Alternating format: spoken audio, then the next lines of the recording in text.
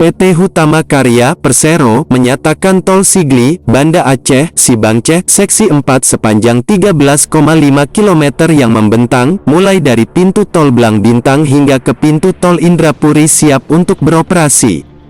Kini BUMN tersebut sedang menunggu izin operasional dari Badan Pengatur Jalan Tol (BPJT).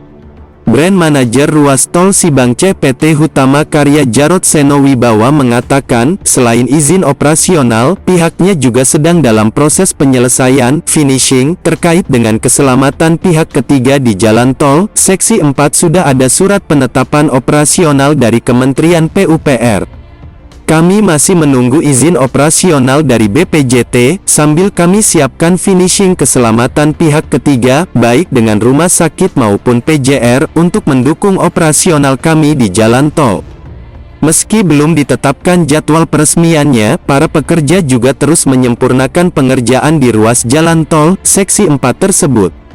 Penyempurnaan dilakukan mulai dari pembersihan badan jalan, pemasangan rambu dan lainnya. Penyelesaian sudah selesai semua, untuk operasional di awal sudah enggak masalah. Sebelum ada penetapan tarif kan kami operasional tanpa bayar dulu, untuk itu enggak masalah masih berjalan, katanya. Jarod mengatakan meskipun beroperasi, tol Seksi 4 tersebut nantinya, namun belum memberi dampak signifikan terhadap pemangkasan waktu tempuh. Pasalnya, panjang lintasan tol masih terlalu pendek.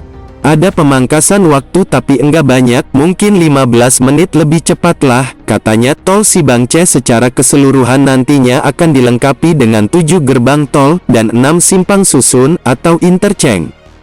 Selain itu, tol sepanjang 74 km ini akan memiliki 2 buah tempat istirahat dan pelayanan tip atau rest area tipe A yang terletak di Seksi 3, Janto, Indrapuri, KM 37, dan Seksi 4, Indrapuri, Blang Bintang, KM 54. Adapun progres dari kedua rest area tersebut saat ini masih dalam tahap perencanaan desain, pembebasan lahan dan land clearing.